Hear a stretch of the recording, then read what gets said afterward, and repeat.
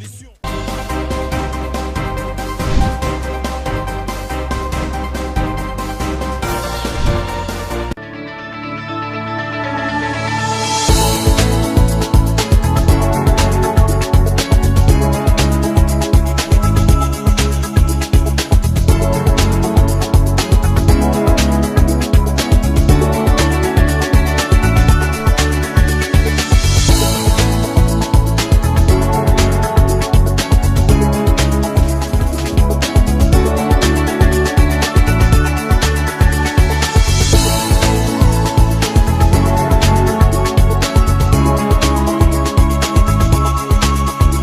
vous recommande la boutique La Londoloise, c'est Judith Londolé.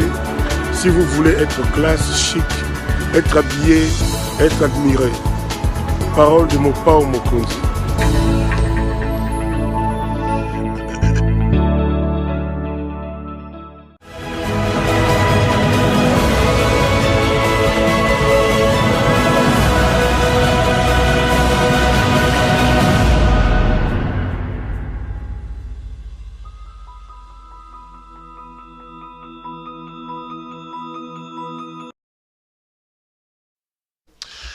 Madame, Messieurs, bonjour et bienvenue à ce nouveau numéro de l'émission d'Écrit Info, ce magazine d'analyse d'actualité politique, sociale, économique et même juridique qu'on a lancé ici chez nous à CPL Télévision. Des questions très importantes qui retiennent l'actualité dans plusieurs domaines sont mises sur la table et nous tentons de les décortiquer en leur donnant un sens uniforme selon nous. C'est d'ailleurs pour ça que chaque matin, chaque soir ou je sais pas moi, quand est-ce que vous nous prenez ce matin quand on commence cette émission? Nous avons l'habitude de dire que le décrit info, c'est tout simplement le tempo de l'actu selon notre feeling. Ça veut dire quoi? Ça veut dire notre manière à nous de voir les choses, notre manière à nous de les ressentir et surtout notre manière à nous de les exprimer. Je suis très très heureux de vous retrouver dans le cadre de cette émission. Une émission d'opinion, c'est un magazine d'opinion où moi, Claude Perrou-Loira, je viens, je vous dis, voilà tel sujet qui a dans l'actualité politique, sociale ou je sais pas. Les sujets là, voilà ce que moi je pense de ces sujets-là. Ici, c'est un magazine des relais, des points de vue, d'opinion. Évidemment, en matière de points de vue, nous ne pouvons pas du tout avoir l'unanimité. Je n'appelle personne à croire comme un évangile en ce que j'ai dit. C'est d'ailleurs que je prends soin moi-même avant de commencer mes émissions en vous disant que ce que je vous dis ici n'est pas du tout une parole d'évangile. Vous n'êtes pas appelé à dire oui et amen. Cependant, j'expose mes propos étant pris de vos critiques et de vos remarques parce que je suis foncièrement démocrate et je reste convaincu que du choc d'idées, la lumière, alors la vraie lumière finit toujours par jaillir. Ici, il est donc question d'être ouvert à la critique, d'être ouvert surtout au débat. J'aime beaucoup les débats quand même. Je vous ai toujours dit qu'il y a eu un moment où j'aimais beaucoup débattre à la télévision. Aujourd'hui, je l'ai fait de moins en moins, même avant de partir ou avant tous ces événements, j'ai passé de moins en moins parce que je trouvais que la qualité des débats n'était plus. C'est politique où on vient, tout le monde veut avoir ses communicateurs. Cette affaire de se dire les communicateurs des tels, même quand on est aujourd'hui, on veut avoir des gens qu'on estampille communicateurs qui viennent pour dire n'importe quoi. C'est vrai, c'est nous. Moi, je suis journaliste et je le recevais beaucoup. Parce que, bon, je le recevais aussi dans le cadre de la démocratie parce que je devais donner la parole à tout le monde. Comme journaliste, je ne choisis pas. Mais comme débatteur, je regarde quand même avec des gens avec qui je vais débattre. Cette politique de dire tel est communicateur, on est allé ramasser des gens. Beaucoup n'ont pas des niveaux. Je suis désolé de les dire comme ça. Beaucoup n'ont pas des niveaux. Ils sont plutôt traités comme des enfants de course, de ceux qui les recrutent.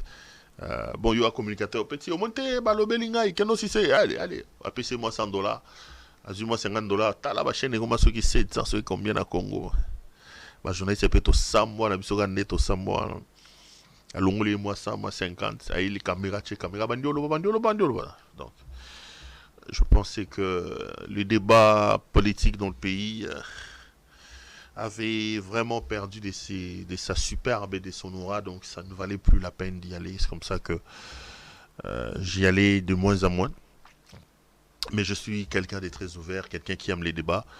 Quand il est fait de manière respectueuse, en respectant les avis des uns et des autres, euh, je pense que on peut toujours débattre, chacun peut toujours donner son point de vue pour nous permettre justement de... euh, voilà. Donc ici, je me suis fait mon petit temple où je viens donner mon point de vue très allègrement. Si vous n'êtes pas d'accord avec moi, on peut débattre. Mais ce que je supporte pas, c'est des insultes et des injures que beaucoup ont introduit dans les débats politiques de mon pays. Ça ne vaut pas la peine. On peut vraiment être en totale contradiction. On n'est pas obligé de voir les choses de la même manière, mais on peut, tout en divergeant, se respecter, chacun dans son opinion. C'est d'ailleurs ça la beauté de la démocratie. La démocratie, c'est pas du tout le règne de la pensée unique. La démocratie, c'est la divergence de points de vue, la divergence des idées et de choses qui nous permettent justement d'avancer et de faire évoluer notre pays.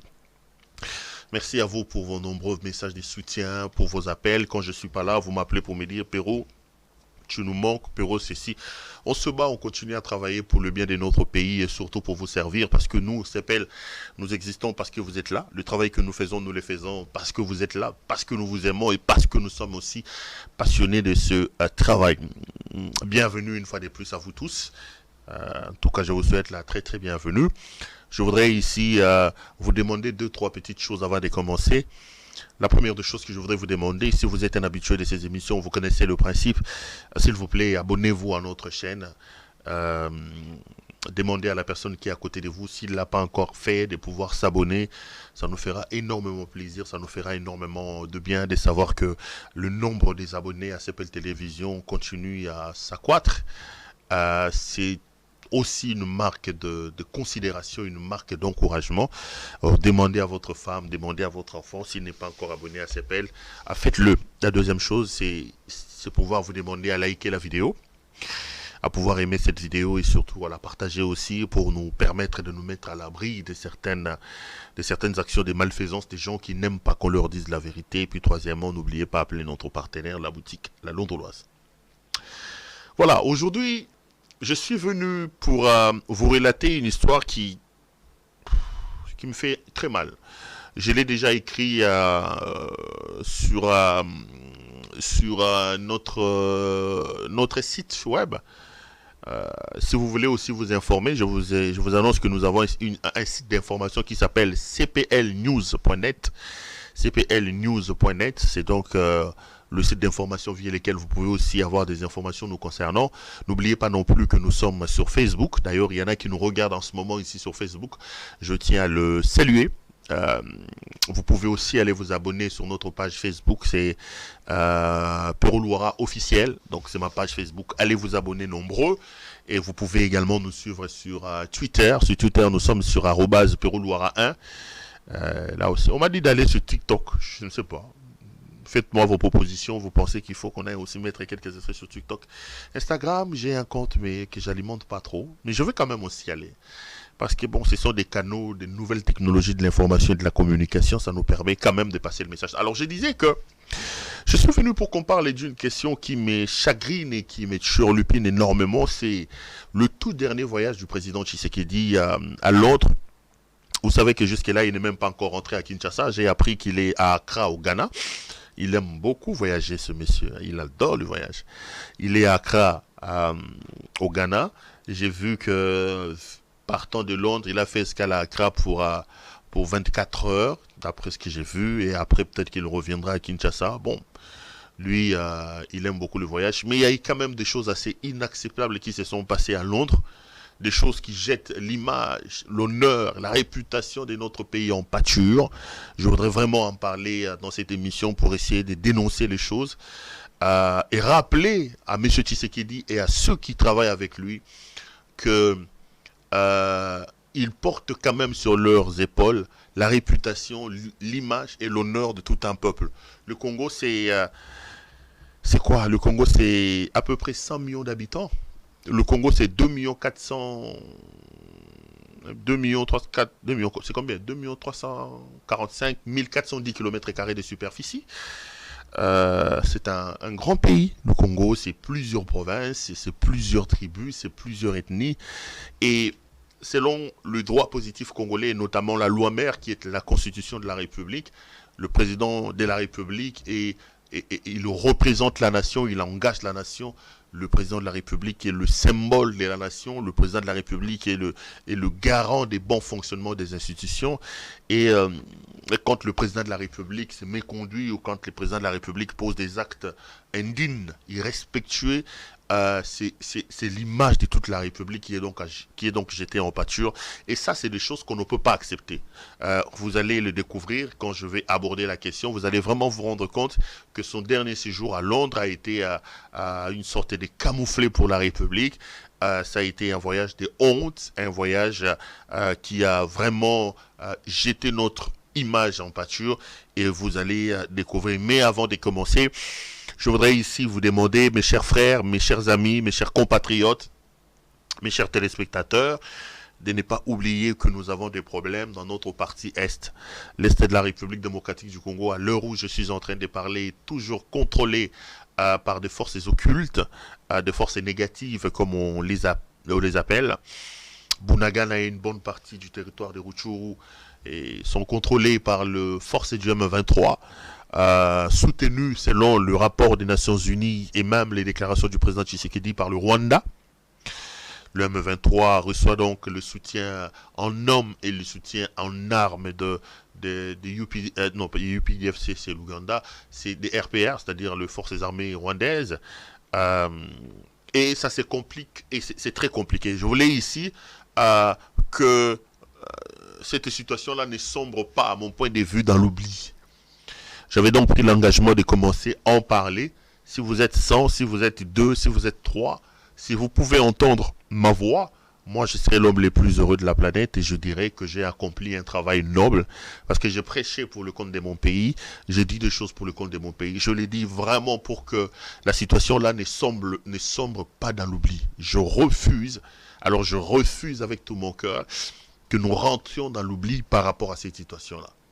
Je commençais, moi, très personnellement, à me condamner quand j'avais l'impression que nous, Congolais, que vous soyez en France, en Belgique, à Kinshasa, à Kananga, on avait l'impression que ce qui s'est passé dans l'Est de la République démocratique du Congo était loin. Eux ont commencé même à s'en accommoder. On ne peut pas s'accommoder dans des situations aussi tragiques, aussi dramatiques. Et moi, j'avais décidé donc de commencer à vous alerter avant les débuts de toutes mes émissions pour vous dire, frère, ça tue dans l'Est de notre pays, ça viole, ça massacre. C'est très compliqué. Et je voudrais que chacun, à ce qui le concerne, réfléchisse sur ce qu'il peut faire. Soko Sambela, concentre-toi, si tu peux envoyer des ondes positives. Nous avons vraiment besoin que finalement la paix revienne dans cette partie de la République. Ça fait 2 décennies et on parle de plusieurs millions de morts. Je parle des millions de morts. Et j'ai toujours dit à mes téléspectateurs, ça fait quoi 10 minutes depuis que j'ai commencé 10 minutes, voilà, 10 minutes. En 10 minutes, une femme a été violée, un homme a été égorgé, des enfants sont devenus orphelins, des villages ont été brûlés. Pendant que vous êtes là avec votre popcorn en train de manger, il y a quand même des gens qui sont en brousse en ce moment ici. Ces gens-là n'ont rien fait de mal, ils n'ont rien demandé. Le seul péché, c'est de vivre dans ce coin-là et surtout d'être dirigé par des gens incompétents, des personnes qui ne comprennent pas que l'intérêt supérieur de la nation doit être placé au-dessus des intérêts mesquins et des intérêts individuels des personnes. La deuxième des choses, je l'ai fait justement parce que je voudrais que nos compatriotes de l'Est et de la République se sentent aimés, qu'ils comprennent qu'ils ne sont pas seuls dans cette situation un peu compliquée.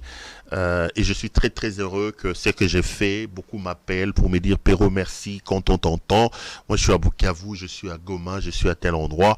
Ça me touche et ça nous fait énormément du bien. On s'est dit qu'on a des compatriotes. On est ensemble, ne perdez pas espoir. Le soleil finira par se lever dans cette partie de la République. On finira finalement, passez-moi cette redondance, de trouver le bout du tunnel et de se sortir de cette situation, des complications. Le Congo est malade, ça il faut le reconnaître. Le pays est malade, mais le pays n'est pas mort. Le Congo a des problèmes. Le grand problème que nous avons actuellement au Congo, c'est un problème de leadership. Le pays souffre des bons leaders. Ceux qui arrivent sont des incompétents, comme M. Tshisekedi. Ils n'ont aucune vision, aucun idéal. Ils sont là pour leur propre jouissance, pour leurs propres intérêts.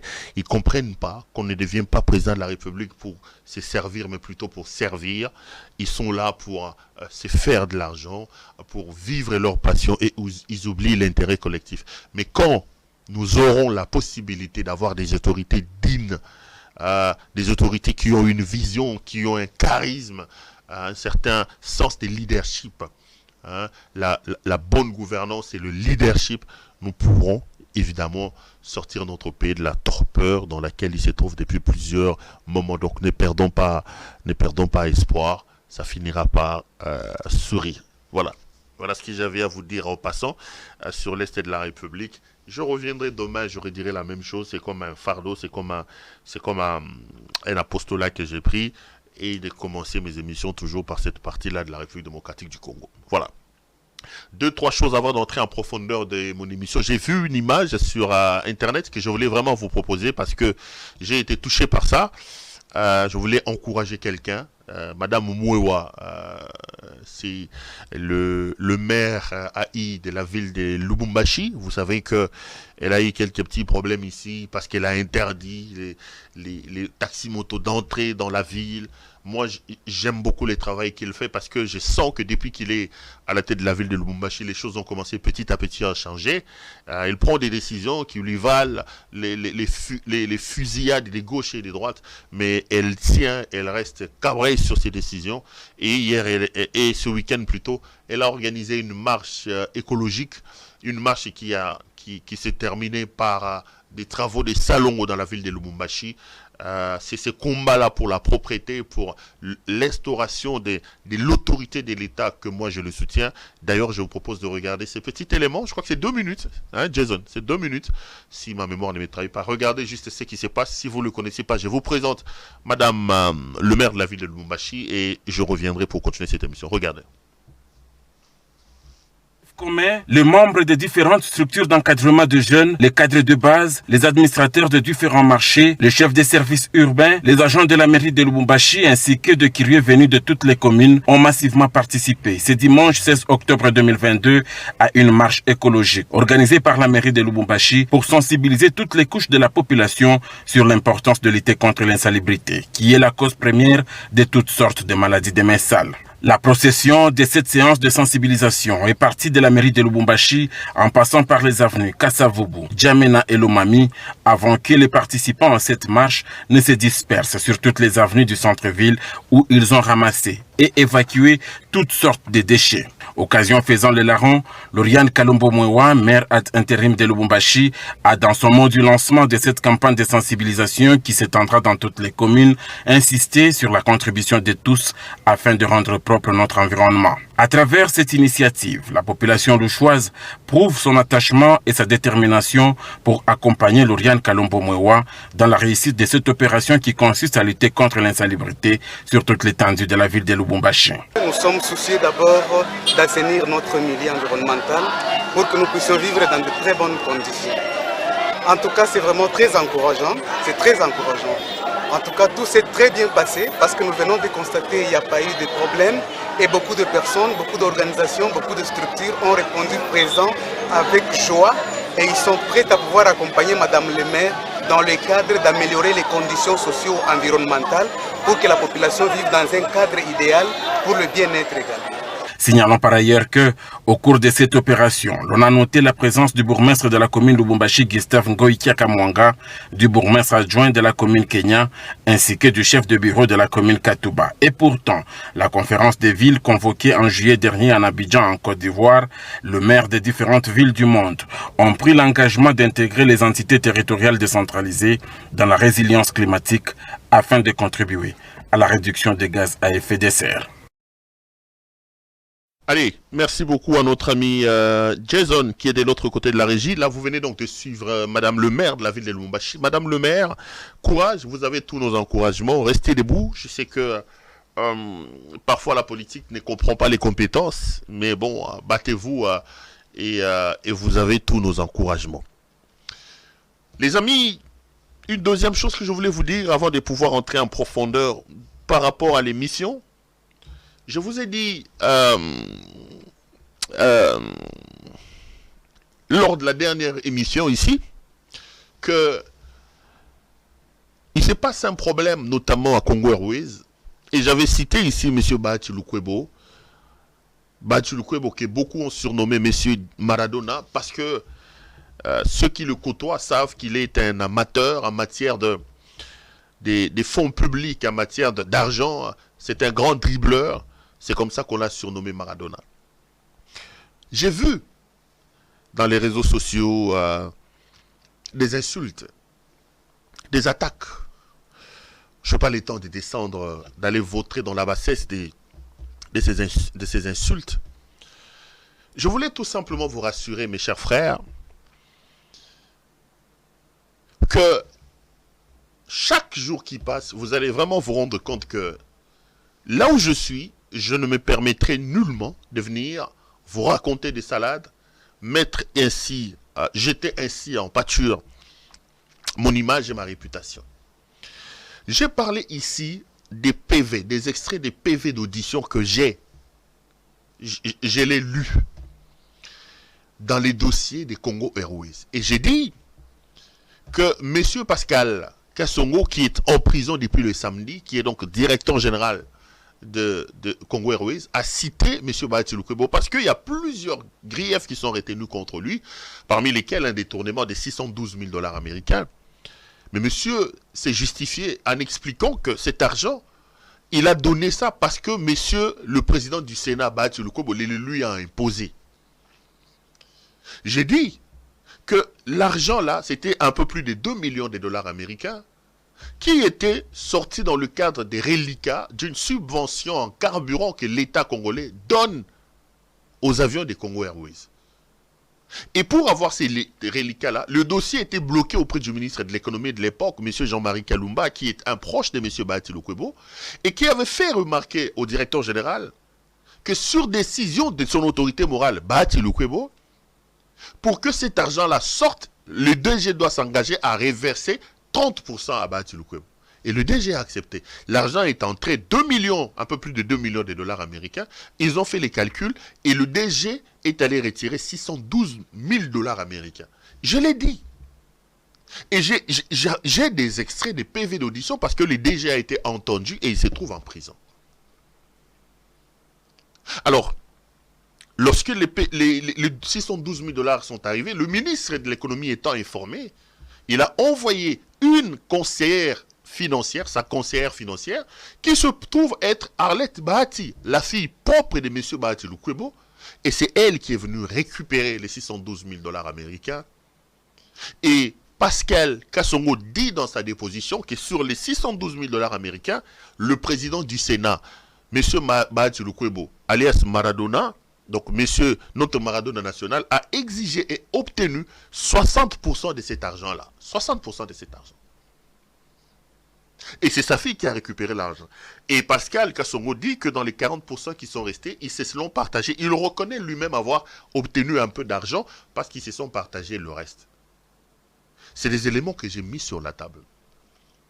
J'ai vu M. Bahati en train de gesticuler via ces chiens aboyeurs qu'il a envoyés, soit dans les réseaux sociaux, soit dans les médias.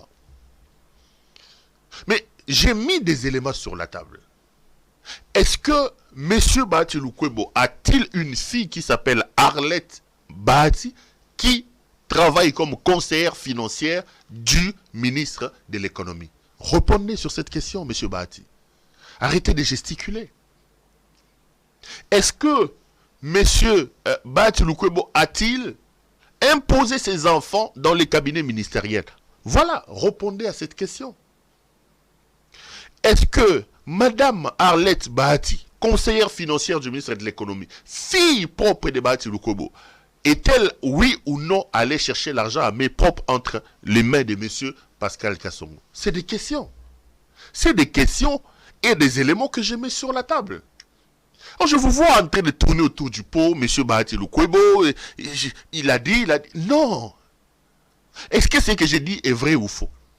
Et j'ai appris, via des amis, que Arlette Bahati dit, oui, j'ai pris cet argent-là, mais on ne peut pas s'apprendre à mon père, parce que moi, je travaille avec le ministre, c'est le ministre qui m'a demandé, elle reconnaît avoir pris les 612 000 $ américains, mais elle dit qu'elle avait pris cet argent pour le compte du ministre et non pas pour le compte de son père. Au moins, l'information est vraie, parce que la fille de Bahati Lukwebo, qui est allée chercher l'argent à main propre auprès de M. Pascal, dit, accepte avoir pris cet argent. Mais pourquoi on discute? Pourquoi on discute?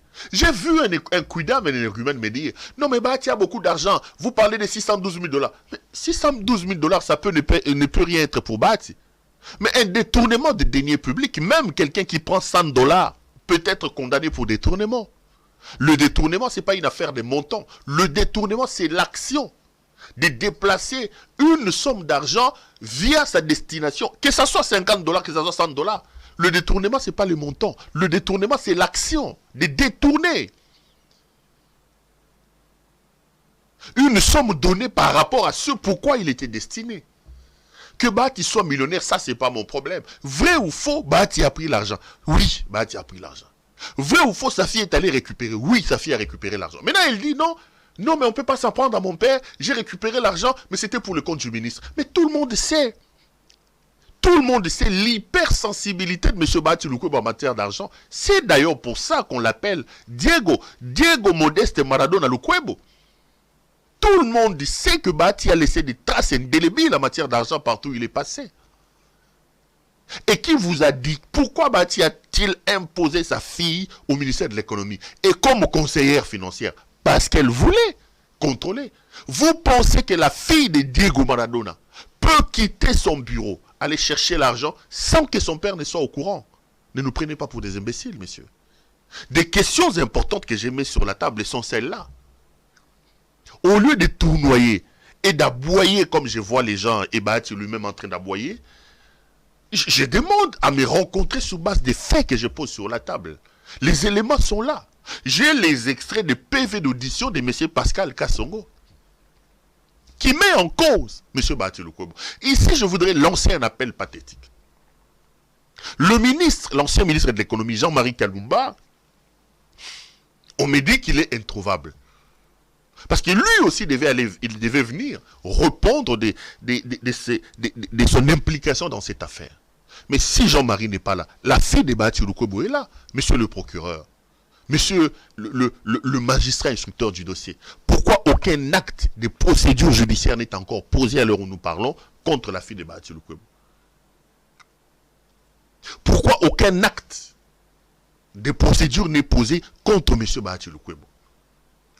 Ne nous vendez pas la justice à double vitesse. Ne nous faites pas croire que Bahati, lui, parce qu'il est homme fort du régime de Tshisekedi, Bahati, lui, est exempté de sa responsabilité. Kassongo Pascal vous dit dans sa déposition que cet argent, Bahati a obtenu 60%. Et il a des éléments parce qu'il y a des traces où la fille propre de Bahati, Arlette Bahati, reconnaît par un acte écrit avoir pris l'argent. Alors on discute de quoi? Ce que nous attendons, nous voulons que la justice pose des actions pour voir son indépendance sur la place publique. Quand il s'agit des opposants, vous activez. Pourquoi jusque-là, Arlette Bahati n'est toujours pas convoquée devant la justice? Je parle ici, je prends l'opinion publique, je prends les Congolais à témoin. Et j'appelle la justice à faire preuve, à démontrer sur la place publique qu'elle est indépendante, qu'il y a le principe d'équité. Parce que la fille de Bahati reconnaît avoir pris l'argent. Est-ce que dans un pays normal, un individu peut-il trimballer avec 612 000 $ américains? Parce que maintenant, là, il minimise ça. Je vois, non, mais Bahati, c'est pas un pauvre, c'est un homme d'affaires. Il a commencé. Moi, je m'en fous des affaires de Bahati Lukwebo. Je m'en fous de savoir s'il est millionnaire ou il est milliardaire. Je suis Congolais. Un Congolais est en prison et il met en cause le président d'une institution importante comme le Sénat. Et les traces sont là parce que c'est la fille propre de M. Bahati qui est allée chercher cet argent-là. Aujourd'hui, Arlette ne nie pas son implication. Arlette Bahati ne nie pas. Elle reconnaît effectivement avoir pris cet argent, même si après elle relativise en disant non, je ne l'ai pas pris pour le compte de mon père, c'est le ministre qui m'avait envoyé. Mais qu'elle aille dire ça chez les magistrats. Parce que Pascal vous dit que dans cet argent, Bahati a pris 60%. La justice doit prouver à la face du monde qu'elle est indépendante. La justice à double vitesse. La justice des forts contre les faibles. La justice agissante quand il s'agit d'un camp et non pas d'un autre camp, ça crée des frustrations. La justice est justice parce qu'elle s'applique, elle doit s'appliquer à nous tous de la même manière. Bahati ne doit pas être hors la loi, il ne doit pas être exempté des poursuites parce que dans cette affaire, il est cité. Et là, je suis en train d'enquêter sur une autre affaire entre la CNSS et la SONAS, où on parle encore de plus d'1 million de dollars. Là aussi, Maradona serait passé par là. J'ai réuni un certain nombre d'éléments, je viendrai vous dire. Dans une histoire d'une police d'assurance frauduleuse, là aussi, une des filles de Bahati, c'est elle qui est entrée et elle qui est allée chercher l'argent. Je viendrai encore en parler. Et je verrai, Bahati va encore gesticuler. Malheureusement, il gesticule sans pour autant me rencontrer sur les faits que je pose sur la table. Je n'ai pas un problème personnel avec M. Bahati Lukwebo. Autant j'ai dit que je n'ai pas un problème personnel avec M. Tshisekedi ou avec un tel. Vous êtes des autorités, vous assumez des fonctions importantes. Vous avez entre vos mains l'avenir et les devenirs de tout un peuple. Mes enfants, ma famille. Vous avez leur avenir entre les mains. Nous devons être impitoyables avec vous et nous devons vous poser des questions quand nous sentons que ça ne va pas. C'est tout ce que j'ai fait. De gesticuler, de jaser, tout ça. Répondez à des questions et rencontrez-moi sur base des éléments que je pose sur la table. Et loba maman Marie nara sonzo. Maman Marie loba na bino. Nara sonzo. Sona sena diembelio. Surtout pour la Congo. Nara sonzo. Togena bino bongo. Sonzo bina do sona sena diembelio na diembelio. Togendera bongo. Parce que trop c'est trop. Ce pays-là c'est quand même un bien à nous tous. On ne peut pas les voir et se liquéfier comme elle est en train de l'être. Et là, et vous amusez avec l'argent parce que vous êtes tel Bahati, tel Tshisekedi. Non. Bahati, quand son papa est décédé, il lui a pas dit que j'étais laissé un bien personnel qui s'appelle le Congo. Tshisekedi est décédé ici, nous sommes allés l'enterrer, nous avons pleuré au stade des martyrs ici. Il n'a pas dit à son fils Tshisekedi que j'étais laissé un bien qui s'appelle le Congo. Non, le Congo n'est pas un bien personnel de Félix Tshisekedi. Le Congo n'est pas un bien privé de M. Bahati Lukwebo. Pour que eux s'amusent avec l'argent de nous tous et qu'on le regarde. Quand on pose des questions, vous allez tergiverser, vous allez commencer à tourner autour du pot sans pour autant rentrer en profondeur. Dites, rencontrez-moi sur base des éléments que je pose. Est-ce que c'est vrai ou c'est faux? Au lieu de tournoyer et d'aboyer comme je suis en train de l'attendre à gauche et à droite. Les amis, j'en viens à mon sujet du jour. Vous le savez, M. Tshisekedi Félix, président de la République démocratique du Congo, était en voyage à Londres, en Grande-Bretagne. C'était un voyage de 3-4 jours. Et le président est revenu. Non, il n'est pas encore revenu parce que j'apprends que depuis hier ou depuis aujourd'hui, le président est à Accra, au Ghana. Il pourra peut-être revenir demain ou après-demain à Kinshasa. Mais je suis scandalisé parce que les éléments étayé, certifié à ma disposition démontre que le président Tshisekedi est allé jeter l'honneur de la République en pâture dans ce voyage-là. Ce matin, je dormais très profondément, je suis journaliste, j'ai eu un appel de mes contacts à l'ambassade de la République démocratique, de l'ambassade de la République de la Grande-Bretagne en République démocratique du Congo, donc à Kinshasa.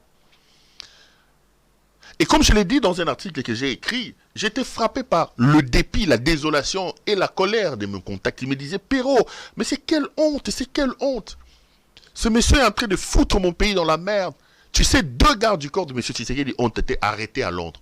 À l'heure où je vous parle, chers frères, 2 gardes du corps du président Tshisekedi qui l'ont accompagné à son voyage là sont arrêtés. Ils ont été entendus aujourd'hui au niveau du poste de police d'Esfro. Je dois encore avoir des informations sur ce qui a été retenu contre eux et je viendrai vous dire. Mais avant d'entrer en profondeur, laissez-moi d'abord vous planter le décor des contextes de ce voyage.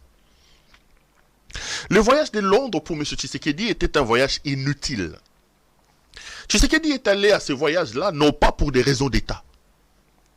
Tshisekedi est allé à ce voyage-là pour assouvir sa passion pour le tourisme d'État.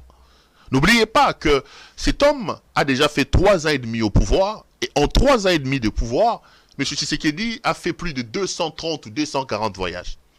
C'est-à-dire, si nous devons faire une moyenne d'au moins 3 jours, parce qu'il lui arrive même de faire 2 semaines, plus de 2 semaines à l'extérieur du pays. Mais je veux être gentil avec lui, je prends seulement une moyenne de 3 jours. Quand vous prenez 3, vous les multipliez par 250 ou 240 voyages que Tshisekedi a fait, ça vous fait 750.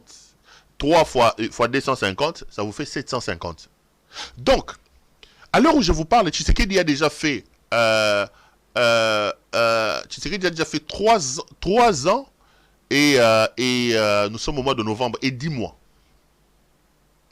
Sur les 3 ans et les 10 mois, Tshisekedi est resté à l'extérieur à cause de ses voyages inutiles pendant 750 jours. 750 jours, c'est à peu près c'est 2 ans. Donc, en 3 ans de mandat, notre touriste en chef est resté à l'extérieur du pays pendant 2 ans. Donc, le temps que M. Tshisekedi a passé à l'extérieur du pays est plus important que le temps que M. Tshisekedi a passé à l'intérieur du pays. Comment on peut expliquer qu'un président d'un pays en lambeaux, comme la République démocratique du Congo, au lieu de rester dans son bureau pour réfléchir comment ravauder ce pays qui a énormément de problèmes, dans un pays où tout est prioritaire, tout est priorité, lui, il aime plutôt les voyages. Et je vous dis que le minimum pour un voyage du président de la République, c'est 2 500 000 $. Quand vous prenez 2 500 000 $, vous multipliez fois 250. Donc, ça veut dire qu'en 3 ans et demi, le président Tshisekedi a coûté à la République démocratique du Congo plus de 700 millions de dollars américains, rien que pour ce voyage. Rien que pour ce voyage. Et malheureusement, quand on fait la comptabilité de ces voyages, ils sont incapables de nous dire à quoi est-ce que le Congo, qu'est-ce que le Congo a gagné par rapport à ces multiples voyages. Il a dit qu'il fera du Congo l'Allemagne d'Afrique. Il a échoué. Il a dit qu'il va ramener la paix dans l'Est de la République. Il a échoué. Il a dit qu'il va mourir pour l'Est de la République. Il a échoué. Il nous a amené Van Damme. Donc tous ces voyages-là, même un Kouado polonais, un investisseur, un Kouado polonais n'est pas venu investir au Congo. Tshisekedi ne peut pas vous dire qu'il a fait plus de 200 voyages. Et voilà les investisseurs que mes 200 voyages ont amenés au pays. Aucun investisseur. Aucun, mes chers frères. Je lance un défi. S'il y a les Tshisekidistes qui me regardent, qui me disent. Parce qu'ils sont en train de pérorer. Non, la diplomatie agissante. Quelle diplomatie agissante? La diplomatie agissante qui nous apporte quoi? Le seul investisseur que Tshisekedi a amené, c'est Van Damme. Il lui a donné un passeport diplomatique et Van Damme est parti pour ne plus revenir. J'espère que cette fois-ci, il va aller chercher encore Stallone et Schwarzenegger. Et les Congolais ont aussi Will Smith. Je l'ai besoin de Will Smith. Il y a un peu. Kobo sana Chic Norris te. Biso bando ta Chic Norris Delta Force. Ba Congolais balinga keke. Ils ont peu investisseurs sur Delta Force. Chic Norris. Jackie Chan. Fion. To bando ta le kala. Il y a un peu investisseur. Ce qu'on peut se payer pour ceux qui ça. Pour se payer ça reste comme ma casse. Il y a un investisseur monsieur XOR. Parce qu'il y a des investisseurs qui ont monnaie, qui ont tambola, loi, pigeon, poco. Il y a des personnes X or. Pour ceux qui ont vendu un investisseur à investir ton monnaie.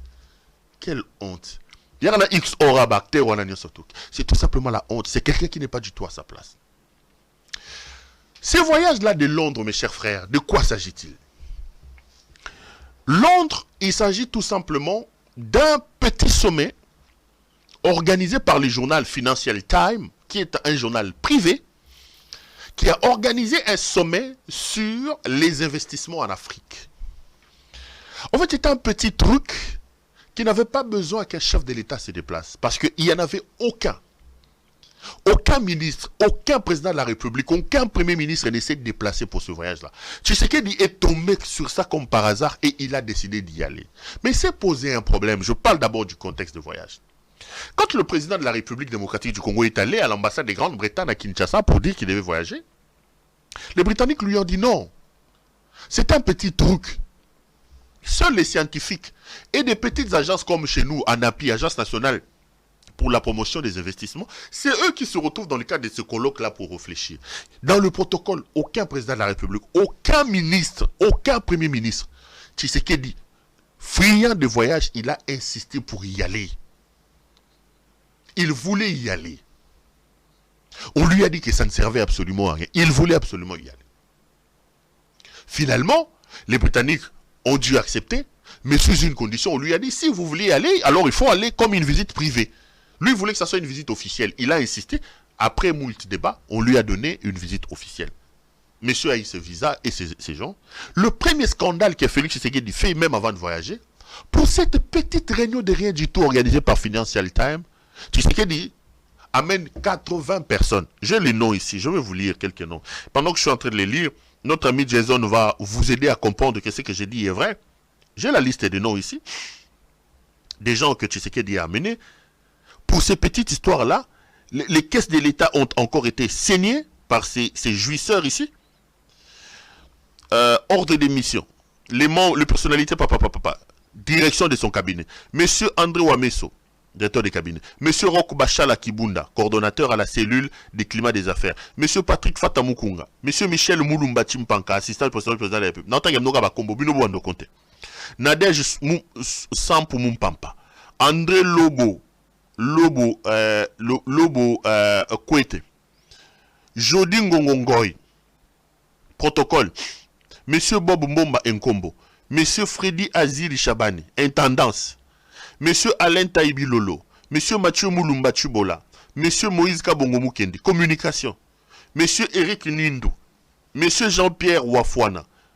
Madame Patricia Ndinga. Tout ça, c'est pour aller seulement à cette petite histoire-là. Madame Patricia Nzunga. Toyaou. La liste continue. Monsieur Félix Antoine Tshisekedi, Monsieur Fortuna Bisselele, Kaimpangi, Joseph Thierry Louvouezo Bolimela, Sylvain Kabongo Mukengeshai, Kacha Birindwa Pacifique, Gilbert Kankonde, Jean-Claude Kabongo Ndongi, Charles Bougiri Descriver, Rose Ndonangiamba, Freddy Kangoudia Kuntula, Dr Christian Timbaluzolo, Patrick Badibanga Sampuka, Sylvie Baouna Lumpangu, Colonel Josué Kasongonteki, Major Jacques Mayombo Mukendi, Emmanuel Kalala Kalonji, David Mukengeshai Makenga, Pierre Lukusa Mwamba, Thérèse Chongo Kankonde, Tabu Ebomantema, Aristote Mutombo. Papa, et s'il était toujours continuer, nakoya ko lemba na ko sisa so il kola otanga ba Félix. Monsieur Aristote. Donc en clair, pour ces petits voyages ici, Monsieur Tshisekedi va avoir une délégation de près de 80 personnes. Je parle de près de 80 personnes. Alors que déjà dès le départ, la représentation britannique à Kinshasa lui avait dit, c'est un petit truc des Financial Times. Mais le problème va arriver. Quand Tshisekedi arrive, j'ai la liste de ses gardes du corps. Le président Tshisekedi part avec une liste d'armes de la sécurité rapprochée. Donc, il est parti avec 5 gardes rapprochés. Il y a le lieutenant-colonel Josué Kasongonteki, le capitaine Tabou Ebomantema, le lieutenant-colonel Kabaswa Kalombo Georges, le major Amboyo Basila Aimé, et le commandant adjoint Kalonji Boni. Donc là, c'est la liste des gens qui accompagnent la garde rapprochée du président Tshisekedi. Quand ils arrivent, Tshisekedi est arrivé non pas par l'aéroport d'Isro, mais Tshisekedi est arrivé par l'aéroport de... où est le nom? Voilà, l'aéroport de Stansted. Ils n'ont pas atterri, donc il est atterri aux alentours d'1h15 à l'aéroport de Stansted et non pas à Isro. La garde rapprochée selon la loi, là-bas en Grande-Bretagne, et même partout, quand vous accompagnez une personnalité, les armes que vous possédez doivent être déclarées. Et ces gens avaient déclaré leurs armes. Avant même d'arriver, ils ont envoyé le numéro des armes et tout ça. Mais quand ils arrivent à l'aéroport de Stansted, 2 militaires de M. Tshisekedi, 2 militaires du président Tshisekedi, 2 militaires de sa garde rapprochée, refusent de déclarer leurs armes et de les faire consigner. Il s'agit des lieutenants-colonels Josué Kasongonteki et le capitaine Tabou Ebomantema. Les deux n'ont pas consigné leurs armes. Qu'est-ce qu'ils ont dit? Ils ont dit non, Il s'agit d'un oubli parce que les armes étaient venues déjà avec l'équipe d'avance, Bakosi. Les 3 autres ont fait consigner leurs armes, et selon la loi en Grande-Bretagne, c'est les services de sécurité britanniques qui ont pris Tshisekedi en charge. Il a fait son tourisme comme il avait l'habitude de le faire, jusqu'au jour du départ. La veille du départ, Tshisekedi change de trajectoire. Tshisekedi dit qu'il ne va plus rentrer par l'aéroport de Stansted, mais il préfère rentrer par Heathrow. D'accord, d'accord. L'avion est sur le tarmac, le président de la République démocratique du Congo arrive à l'aéroport d'Heathrow, il traverse, il s'avère que ces 2 gardes rapprochés qui avaient caché leurs armes, ne l'avaient pas déclaré, ne les avaient pas consignés, vont faire un désordre à l'aéroport, voulant passer sur le même portique que le président de la République. Non. Non, non. Vous devez passer de l'autre côté, il faut qu'on vérifie. Et lorsqu'ils passent par de l'autre côté, on vérifie, on se rend compte que ces gens-là avaient des armes à feu. Les 2 là avaient des armes à feu. Donc, le lieutenant-colonel Josué Kasongonteki et Tabu Ebomantema. Je vois ici le type d'armes qu'ils avaient. Ils avaient les IWI, donc IWI, Jericho 941-CLB 9 mm. Chacun avait des munitions de à peu près 10 munitions à l'intérieur de son arme. Les Britanniques vont les arrêter. Comment vous êtes entrés sur le territoire britannique avec des armes? Donc ils sont arrêtés pour détention illégale d'armes et pour entrer sur le territoire britannique avec les armes. Les amis, quelle honte pour la République. Je vous dis qu'il était 18 h. Ces 2 hommes ont été arrêtés et les services aéroportuaires ont décidé de retenir votre président. Notre Ngeleka national a été retenu. Et Tshisekedi était déjà dans la voiture qui devait l'amener vers le pied de l'avion. L'ordre a été donné pour qu'il soit stoppé. Monsieur est resté dans la voiture sur les tarmacs. Je donne des indications devant les salons officiels Windsor Street des aéroports d'Heathrow à Londres. Félix est resté là de 18 h à 22 h pendant 4 heures. Voilà la honte que ce monsieur est en train de foutre à votre pays. Pendant 4 heures, Félix a été arrêté là. Et c'est après 4 heures que les autorités britanniques vont accepter de les laisser embarquer et ils ont arrêté ces 2 gardes du corps. Donc, au moment où je vous parle, le lieutenant-colonel Josué Kasongo et le capitaine Tabu Ntema Eboma ont été arrêtés. Ils ont été entendus aujourd'hui au poste de police d'Heathrow. Et lui, comme c'est un pigeon, il a pu entrer dans l'avion et à l'heure où nous parlons, il est en train de s'amuser. Il est encore en train d'assouvir sa passion pour le tourisme d'État. Il est à Accra, au Ghana. Ici, je voudrais poser une question simple et vous mettre sur la place publique. La honte, l'opprobre que cet incompétent et ce jouisseur national nommé Félix Antoine Tshisekedi est en train d'apporter à notre pays. Félix est arrivé pour sa passion à Londres. Il a organisé un jeu de cache-cache au point d'obtenir une rencontre avec le roi Charles. Félix arrive au Buckingham Palace. Déjà là sur place, ces hommes qui avaient leurs armes ont été empêchés d'entrer. Il va rencontrer le roi. J'ai appris que Félix a dit au roi qu'il est venu chercher son soutien contre Paul Kagame parce que le roi étant le chef de Commonwealth, le Rwanda faisant partie du Commonwealth, Félix a donc plaidé auprès du roi pour que le roi tire les oreilles de Paul Kagame. Mais on est en train de se moquer de nous parce que le roi en Grande-Bretagne règne mais ne gouverne pas. Des questions de conduite des affaires de l'État, des affaires politiques, c'est le Premier ministre, c'est le gouvernement et pas le roi. Le roi, il ne gouverne pas. Et il va commettre une autre bourde. Au sortir de cette rencontre-là, il va faire fuiter au point d'indisposer Buckingham Palace la conversation qu'il a eue avec le roi. Or, dans les us et coutumes britanniques, quand on rencontre le monarque, on ne peut pas donner le contenu avant le communiqué officiel que Buckingham Palace doit publier. Donc, même si le roi Charles voulait apporter son soutien dans ce qu'Ngeleka est allé lui demander, il ne pourra plus le faire parce que l'incompétence de Félix Tshisekedi l'a court-circuité. J'ai vu sur les réseaux sociaux qu'il a rencontré le roi, qu'il a fait ceci pour que le roi puisse parler contre Paul Kagame, contre celui-ci, contre cela. Donc en clair, aujourd'hui nous avons maintenant un problème diplomatique avec la Grande-Bretagne. Parce que là nous mettons Londres dans des situations de difficulté. Ces deux militaires arrêtés sont détenteurs des passeports diplomatiques. Ayant des passeports diplomatiques, ils sont donc couverts par des immunités diplomatiques. Est-ce que la Grande-Bretagne doit-il accepter de le retenir? Ou doit-il le laisser en acceptant que ses propres lois soient violées? Tout ça, c'est à cause d'un désordre qui caractérise ce Félix Tshisekedi. Il a déshabillé l'État, mes frères. Félix a désacralisé les fonctions du président de la République. Ces voyages touristiques sont mal organisés. Un désordre indescriptible entoure cet incompétent qui est au pouvoir depuis 4 ans. Ces jouisseurs. Ces voyages touristiques qui nous apportent rien, nous mettent en difficulté. Aujourd'hui, nous avons deux compatriotes qui sont retenus à Londres à cause de ce monsieur qui voyage pour ne rien faire. Pour ne rien faire. Des voyages inutiles pour assouvir sa passion pour le voyage touristique. Des voyages inutiles. Des voyages inutiles. Et demain, quand vous allez encore demander des visas là-bas, quand à Londres on va refuser, vous allez dire, oh, non, le Congo n'a pas la chance, mes frères.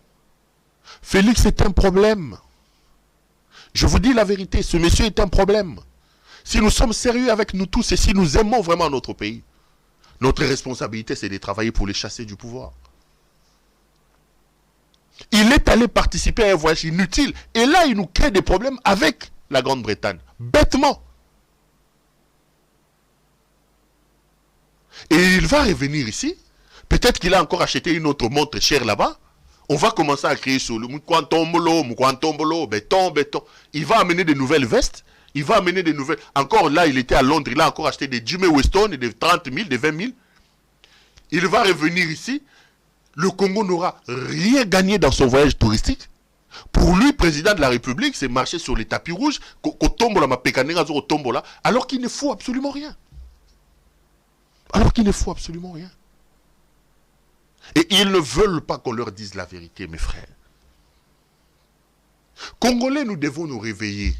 Aussi longtemps que nous laisserons notre pays entre les mains inexpertes de M. Félix Tshisekedi, nous n'aurons que nos yeux pour pleurer parce que là, ce monsieur n'a pas été sculpté pour diriger. Ce monsieur n'a pas été modélé pour diriger. Il est bon pour la jouissance, pour les apparences. Et là, il est maître en ça. Là, au moment où je vous parle, il nous crée déjà un problème avec la Grande-Bretagne à cause de son incompétence, à cause du désordre et des désorganisations qui est autour de lui. Si vous venez de me rejoindre, je veux vous dire 2 choses. Mes frères, Félix Tshisekedi est un problème pour nous tous. Il est allé dans un voyage touristique à Londres cette semaine. Ce voyage-là était... En fait, c'est un petit sommet organisé par un journal privé qui s'appelle Financial Times. Il n'y avait aucun ministre, aucun premier ministre, aucun officiel. L'ambassade de Grande-Bretagne à Kinshasa lui a dit, ce n'est pas un sommet du rang des chefs d'État. Lui, pour assouvir sa passion pour le voyage, il a décidé d'y aller. Et mes frères, il a amené 80 personnes pour participer à cette rencontre-là, où il n'y avait aucun intérêt pour la République. Il était le seul président. Un truc organisé par Financial Times, qui est un journal privé. Il crée d'abord un problème. Les Britanniques disent qu'il faut que ce soit un voyage privé, mais il est allé comme voyage. Il atterrit à l'aéroport de Stansted avec 5 gardes rapprochés. Il fait son tourisme au retour de son voyage. Il arrive à l'aéroport d'Issoro. 2 de ces gardes du corps ont dissimulé leurs armes. Ils ne l'ont pas déclaré. Et à l'heure où je vous parle, il s'agit du lieutenant-colonel Josué Kassongo Nteki et du capitaine Tabu et Bomantema. Leurs armes, j'ai les types d'armes ici, il s'agit des IWI, donc IWI, Jericho 941, CLB 9 mm. Ils ont dissimulé ces deux armes. Quand ils arrivent pour leur retour à l'aéroport d'Isro, Tshisekedi passe et ces deux gardes du corps ont été arrêtés. Ils étaient 5, 3 avaient déclaré. 2 ont été arrêtés. Et Tshisekedi a été retenu à l'aéroport. L'ordre a été donné pour refuser le décollage de son arme. Monsieur est resté dans la voiture à l'aéroport d'Isro parce qu'il était déjà dans la voiture pour aller vers le lieu d'embarquement. Les autorités britanniques l'ont retenu pendant 4 heures. Pendant 4 heures. Il est resté dans la voiture sur le tarmac devant le salon diplomatique Windsor Suite de 18h à 22h. Parce que les Britanniques ne comprenaient pas. Quelle honte pour la République. Monsieur Tshisekedi, tu es allé faire quoi là-bas? Yango, Congo sala ko mukusa tonini. Botune nanu. Ouara ma tchatcha na ma kolote bureau fandarate. Soza na Kishasa. Mariage ok. Anniversaire ok. Matanga ok. Mais quand est-ce qu'il reste au bureau pour réfléchir sur le projet de l'État, ces messieurs? Il a fait 3 ans et demi au pouvoir. Il a voyagé plus de 250 fois. Si vous multipliez 250 fois par 3, il a fait plus de 750 jours à l'extérieur. Donc en 3 ans, il a passé plus d'une année, presque plus de 2 ans. Félix a passé plus de 2 ans à l'extérieur du pays dans les voyages. Des voyages qui nous ont rien amené. Il nous a amené Vandam ici. C'est le seul investisseur. Et moi, je lui ai demandé d'aller chercher aussi Chic Norris, qui nous amène aussi Jackie Chan, Stallone, et qui amène aussi Schwarzenegger. Et qui n'oublie pas, pour terminer ces investisseurs de ces voyages inutiles touristiques, qu'il m'amène XOR. XOR, le shérif de l'espace. Félix, il a vu ce investisseur, ça l'a bien macassé. Ce type, je l'aimais beaucoup quand j'étais jeune. Le shérif de l'espace, XOR, sur la terre, il est comme toi et moi. N'écris rien, il nous protège. Oh Ngeleka Somo, Ngeleka fait du Ngeleka, mes frères. Ngeleka fait du Ngeleka. Et à l'heure où je vous parle, ces 2 compatriotes ont été arrêtés. Ils ont été entendus aujourd'hui. Félix a organisé une rencontre avec le roi pour remplir son album photo. Il arrive là-bas, il demande au roi soi-disant d'intervenir contre Paul Kagame, oubliant que le roi règne mais ne gouverne pas. Des questions de politique doivent être traitées avec le gouvernement britannique et non pas avec la royauté. Et puis il finit, il fait fruiter cette conversation, indisposant le Buckingham Palace, parce qu'il y a un principe là-bas. Quand on rencontre le monarque, on ne peut pas en parler avant que le palais royal ne puisse signer un communiqué public. Voilà comment cet homme est en train de dégarnir, est en train de jeter de l'opprobre sur votre pays. Un homme de désordre qui a déshabillé l'État. Félix est une honte, les amis. Il a désacralisé les fonctions des chefs d'État. C'est le seul président de la République qui discute des factures des hôtels dans les halls. Qui peut draguer des filles, selon Martin Fayoulou. Fayoulou vous a dit, il drague des filles dans la foule. Fayoulou a dit ici, c'est pas moi, c'est Fayoulou qui a dit, il drague des filles dans la foule. Et les images passent. Il se déshabille en public, il s'habille en public. Il ne comprend pas qui il est, ce monsieur. Il draine notre honneur, notre image, l'image de notre pays dans la poubelle, mes frères. Quel désordre autour de cet homme. Tous ces voyages sont dans les désordres. Et là, il vient nous créer un problème avec la Grande-Bretagne. Nos 2 enfants sont retenus là-bas. Lui, il est allé à Accra en train de se promener, en train de continuer son tourisme. Je vous dis et je réitère mes appels, mes chers frères. Si nous pensons que nous aimons ce pays, il est temps de nous lever, nous tous, pour arrêter cette incompétence, cette jouissance, cette inintelligence, ce manque d'amour installé au sommet de notre pays. Il est temps de se dire à ces spécialistes des quêtes d'argent. À ça, Sombi va veste, belé le roi Linga va veste. Awa Outi Londres, Sombi va Jimmy Weston, pour lui, président de la République, Majunda, béton, Moukantombolo, béton. Pour lui, c'est ça le président de la République. Maître de Belmont, à ça, Sombi Ango. Awa Outi Londres, il y a un Sombi, Jimmy Weston, il y a Chouengeri, Yaboui. Ceux qui a 300 000, ceux qui a 40 000, ceux qui a 20 000. Ça, c'est son idéal de gouvernance. Papa aussi aux Zuango, aussi aux Yibi, aussi aux Pillé, aussi aux Mathieu, aussi aux Kiti. Tikamboka, Mbokele Kona Kilo. Tikamboka Bakoko. Congolais, levons-nous comme un seul homme. Barrons la route à ce monsieur ici. En faisant cela, nous rendons hommage au père de ce pays et à nos aïeux qui nous ont cédé ce pays. Surtout, nous allons rendre hommage à nos enfants, à qui nous allons laisser un pays entier que cette incompétence est en train de jeter dans la poubelle. Voilà. Ça a été un grand plaisir pour moi de vous présenter cette émission. Retrouvons-nous demain pour un autre numéro. Bonsoir chez vous.